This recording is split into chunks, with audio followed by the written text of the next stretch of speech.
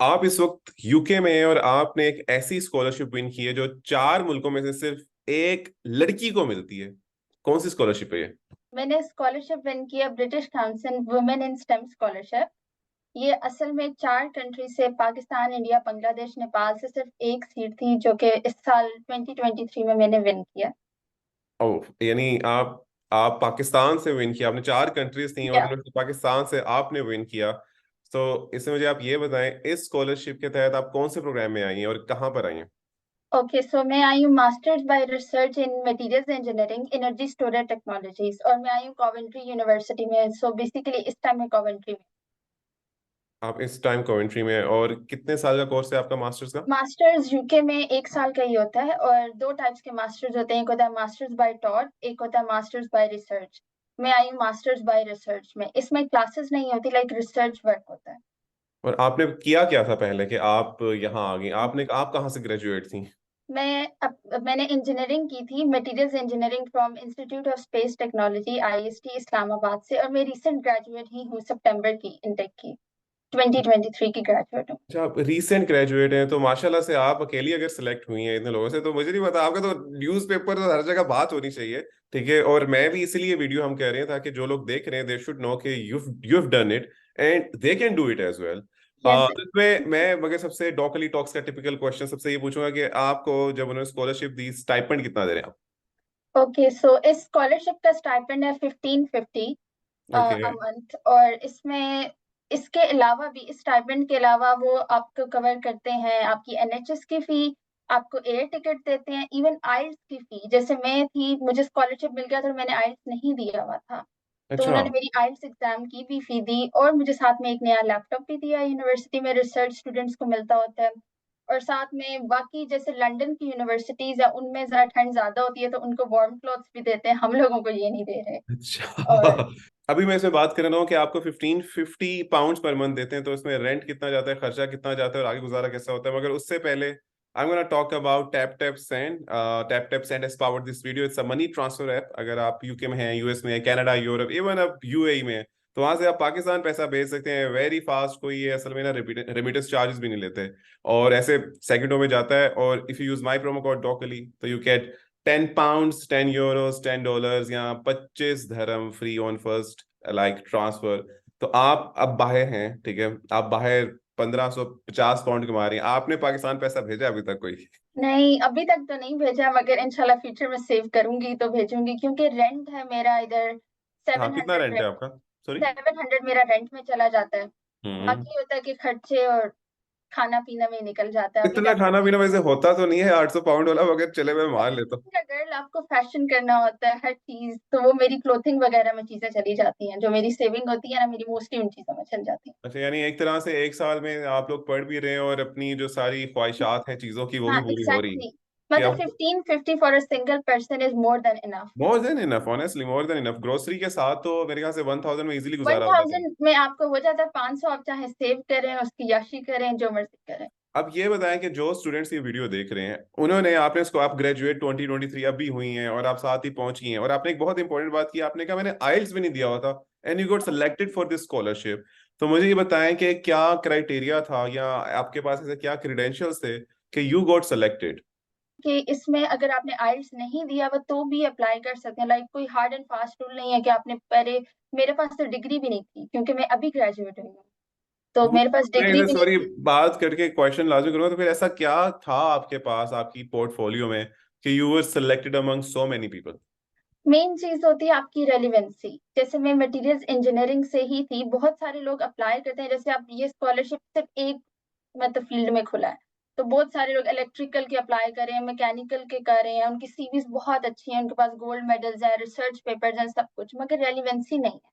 जैसे अब मैंने बैचलर्स में प्रोजेक्ट किया था, मेरा वो बिल्कुल इसी रिसर्च प्रोजेक्ट से ही रिलेटेड था। तो ये स्कॉलरशिप जो आती है वो फिर उसी फील्ड के ऊपर ही आती है? लिखा होता है कि स्कॉलरशिप इस यस, फील्ड में ही आई है? नाम लिखा होता है। जैसे मेरा मास्टर्स बाय रिसर्च इन मटेरियल्स इंजीनियरिंग है, तो वैसे ही लिखा हुआ था कि सिर्फ हाँ। मटेरियल्स इंजीनियरिंग वाले ही अप्लाई कर सकते हैं। और हर उसमें साल भी, डिफरेंट आती है? जी, हर साल डिफरेंट होती है, मगर आई होप सो इस साल हमारी यूनिवर्सिटी कॉवेंट्री यूनिवर्सिटी दोबारा कर रही है, क्योंकि ब्रिटिश काउंसिल ना डिफरेंट यूनिवर्सिटीज से लेते हैं, और उसके बाद भी ये पूरे कॉन्टिनेंट में डिवाइड होती है। किसी में एशिया के लिए अलग से होंगी, इंग्लैंड, बाकी लोग मतलब अमेरिका के लोग भी आ सकते हैं, ऑल ओवर द वर्ल्ड आते हैं। अब जैसे एशिया में पाकिस्तान, इंडिया, बांग्लादेश, नेपाल है, उनके लिए मेरे साल वाली में 3 यूनिवर्सिटीज में खुली थी, और उनमें भी ना 2-2, 3-3 प्रोग्राम्स में। तो अब जैसे इलेक्ट्रिकल, मैकेनिकल के बच्चे हैं, तो वो तो अगर मटेरियल्स में अप्लाई करेंगे तो डेफिनेटली उनका नहीं होगा। और फिर हम्म। उसके बाद सीवी मैटर करती है, आप लोगों की पर्सनल स्टेटमेंट। जो मैं कहूंगी मेरे लिहाज से, मेरे पास अंडरग्रेड में ही था, रिसर्च पेपर था, और मैं रिसर्च में ही जा रही थी। बाकी ये जीपीए की बात होती है कि लोग कहते हैं कि GPA matters a lot, GPA GPA GPA, तो GPA it doesn't matter at all. Main चीज है आपका रिसर्च पेपर होना चाहिए। आपका रिसर्च कितना था जीपीए? जीपीए मेरा 3+ ही था। मैं ये एक बहुत इंपॉर्टेंट बात बताने लगी हूँ कि ये अब जैसे ये कोई हार्ड एंड फास्ट रूल नहीं है कि इस स्कॉलरशिप के लिए इतना जीपीए चाहिए। अब आपने कोई अपनी यूनिवर्सिटी सिलेक्ट की है, जैसे मैंने कॉवेंट्री की थी, उसमें मिनिमम अप्लाई के लिए 60% रेट था।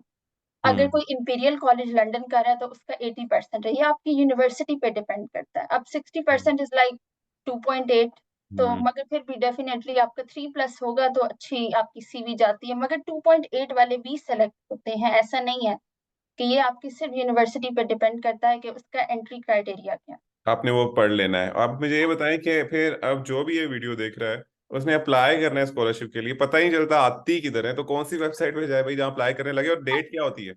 ये सबसे इम्पोर्टेंट चीज है, क्योंकि ये स्कॉलरशिप ना मोस्टली लोगों को पता ही नहीं है अप्लाई हम्म। कैसे करना है। 2019 में खुली थी, और मतलब हर साल बहुत कम सीट्स होती हैं, तो लोगों को पता ही नहीं चलता। सबसे पहले आपने ब्रिटिश काउंसिल की वेबसाइट पे जाना है, जहां से आइल्स बुक होता है, सब कुछ होता है। वहीं पे जाएंगे, British council women in stem scholarship लिखेंगे, और ईयर 2024 होगा तो आ जाएगा। उसके बाद अपने साउथ एशिया में जाएंगे और पाकिस्तान के लिए देखेंगे। ये मास्टर्स के लिए भी होती है, पीएचडी के लिए भी होती है, और पोस्ट ग्रेजुएट के लिए भी होती है। अच्छा, तो ये आपको हर कैसे पता चला स्कॉलरशिप का वैसे? मैं एक दिन वैसे ही स्क्रॉल कर रही थी, तो ब्रिटिश काउंसिल का ऐड आया हुआ था फेसबुक पे। तो मैंने वहां से खोला, मैंने कहा ये क्या चीज है, मैं तो अप्लाई कर देती हूँ। मेरा ये था कि मैंने डिग्री मिलेगी, फिर देखूंगी, जैसे मोस्टली लोगों के गैप ईयर आते हैं सब कुछ। तो मैं उस टाइम मार्च में थी, तो मैंने वैसे ही अप्लाई कर दिया कि अभी अप्लाई कर देती हूँ, क्योंकि अप्लाई की भी फी नहीं है, यूनिवर्सिटीज की फी भी नहीं है। अप्लाई तो भी अप्लाई भी आप टोटली फ्री करते हो। तो तो मैंने कहा वैसे ही मजाक मजाक में कर देती हूँ अप्लाई, क्योंकि जब अगले साल खुलेंगी लाइक कॉमनवेल्थ इवनिंग वगैरह के लिए, तो मुझे एक पता होगा कि अप्लाई का प्रोसीजर क्या है। और हम्म। बाई चांस में सेलेक्ट हो गई, तो ये मतलब अपने पे डाउट नहीं करना चाहिए बंदे को। ये चीज मैंने जरूर नहीं, सीखी दैट्स है। अमेजिंग। यानी आपको नहीं पता था स्कॉलरशिप का, आपने रैंडमली आप स्क्रॉल हाँ, करी रैंडम, तो? सब कुछ रैंडमली हुआ। अच्छा, एक ये चीज है कि डेडलाइन इस स्कॉलरशिप की नहीं होती, यूनिवर्सिटी की होती है। ठीक जैसे है। अब बाकी यूनिवर्सिटीज की, मेरी कॉवेंट्री थी तो उसकी 31 मार्च लास्ट ईयर थी। अब हम्म। जैसे कोई और साउथ एम्प्टन यूनिवर्सिटी होगी, उसकी कोई और डेडलाइन थी। और हम्म। पहले आपने यूनिवर्सिटी में अप्लाई करना होता है, यूनिवर्सिटी के आप क्राइटेरिया पे उतरे हो सब कुछ, उसके बाद आपका इंटरव्यू होता है। ओके। इंटरव्यू हुआ था, उसके बाद 1 घंटे का होता है। इंटरव्यू से सिलेक्ट होने के बाद आप स्कॉलरशिप का एक फॉर्म होता है, उसमें भी सिलेक्शन होती है। वो 200 क्वेश्चंस का एक फॉर्म होता है। वो मतलब आप यूनिवर्सिटी से एक तरह से सिलेक्ट हो जाते हो, तो उसके बाद स्कॉलरशिप फॉर्म फिल किया, उसके बाद आपको वो स्कॉलरशिप मिलता है। तो पहले आपने, लोग पूछते हैं कि कैसे स्कॉलरशिप के लिए अप्लाई करें, आप डायरेक्टली नहीं कर सकते जब तक आपके पास यूनिवर्सिटी में से ऑफर लेटर नहीं आएगी। और ऑफर लेटर भी थ्रू इस स्कॉलरशिप, यानी आप उस वेबसाइट पे जाके ब्रिटिश काउंसिल की, वहां से अप्लाई करेंगे। आप सिलेक्ट होंगे, इंटरव्यू होगा। कुछ लोगों का रिटन टेस्ट हुआ था, जैसे कंप्यूटर साइंस वाले थे, मैं कंप्यूटर की नहीं थी। उनका रिटन टेस्ट हुआ था, मेरा इंटरव्यू हुआ था। उसके बाद स्कॉलरशिप फॉर्म था, then apply and then selection. और मेरे पास डिग्री नहीं थी, मुझे स्कॉलरशिप मिल गया था, सब कुछ मिल गया था, मुझे डिग्री मिली है अगस्त में। मेरे पास डिग्री नहीं थी। उन्होंने कहा एज लॉन्ग एज September 18 तक इधर आ जाए विद डिग्री, क्योंकि डिग्री चाहिए होती है वीजा प्रोसेस के लिए। हम्म। तो फिर मैं मुझे आराम से, यूनिवर्सिटी मेरी आईएसटी काफी कोऑपरेटिव थी, अच्छा। क्योंकि अभी मैं बैच निकली थी, और वो कहते इतने जल्दी डिग्रीज मिलती नहीं होती। तो हम्म। वो बड़ी जल्दी फास्ट प्रोसेस करके मिल गई थी, दैट्स शुक्र है दिल। अमेजिंग। और अब इसमें मैं लास्ट क्वेश्चन ये पूछना चाहूंगा कि आपने जो कहा 1 आवर का इंटरव्यू होता है, तो वो क्या एकेडमिक होता है या एथिकल होता है, या किस तरह के क्वेश्चंस पूछते हैं? हाँ, वो एकेडमिक ही होता है। जैसे अब मैंने मास्टर्स बाय रिसर्च में अप्लाई किया है। अच्छा, हम्म। 2 चीजें थी अप्लाई करते हुए ना, हर यूनिवर्सिटी का डिफरेंट क्राइटेरिया था। जैसे मेरे में एक पर्सनल स्टेटमेंट थी, एक रिसर्च प्रपोजल था। और research proposal is not like कि आपने खुद से कोई डिफाइन करना है कुछ, उन्होंने आपकी डिग्री बताई हुई है, ओवरव्यू दिया हुआ है, उसको आपने पढ़ के एक्सप्लेन करना है। तो ये रिसर्च प्रपोजल मेन चीज होती है आपकी सिलेक्शन के लिए, मैं ये समझती हूँ, this is the main thing. More important then आपकी पर्सनल स्टेटमेंट। पर्सनल स्टेटमेंट पढ़ते हैं, हाँ आपके स्कॉलरशिप के लिए इफेक्टिव है, बट अगर आपने यूनिवर्सिटी में अपनी सीट गेन करनी है तो रिसर्च प्रपोजल, और रिसर्च प्रपोजल के लिए आपने अच्छे से उसको पढ़ लेना है। रिसर्च प्रपोजल पढ़ के ही आपको लाइक आगे सिलेक्शन हो सकती है। उसके बाद जो इंटरव्यू आता है, हम्म। इंटरव्यू में वो उसी रिसर्च प्रपोजल से ही पूछते हैं। अब अच्छा। जाहिर है क्योंकि हम तो ऐसे सबमिट कर देते हैं, अब ये तो नहीं होता कि कोई और लिख के दिया, वो बच्चे को देखते हैं कि इसने खुद ही लिखा है, इसको हम्म। बेसिक नॉलेज पता है या कुछ। और उसमें भी तीन तीन टीचर्स होते हैं, एक हेड ऑफ द डिपार्टमेंट और दो प्रोफेसर होते हैं। और इस स्कॉलरशिप के बाद आपके पर्सनल प्लान्स क्या हैं फिर? आपने यहीं यूके में सेटल इन हो जाना है, या गोना कम बैक, या इसके बाद रह सकते हैं यूके में? पोस्ट स्टडी वर्क वीजा मिल जाता है, नहीं मिल जाता? अच्छा, बाकी जैसे कॉमनवेल्थ और चिवनिंग स्कॉलरशिप में लिखा होता है कि you have to return to your home country, इसमें हम्म। ऐसी अभी तक बात नहीं है। तो हम्म। इस वजह से आप रह सकते हैं कि इधर आप जॉब कर रहे हैं या आप अपनी पीएचडी कंटिन्यू कर रहे हैं, तो ये पोस्ट स्टडी वर्क वीजा हो सकता है इस केस में। अच्छा, इवन आप पीएचडी आपको यूनिवर्सिटी से ही ऑफर हो जाए तो हो जाता है। तो इसमें होम कंट्री में रिटर्न वाला से कोई पॉलिसी नहीं है फिलहाल।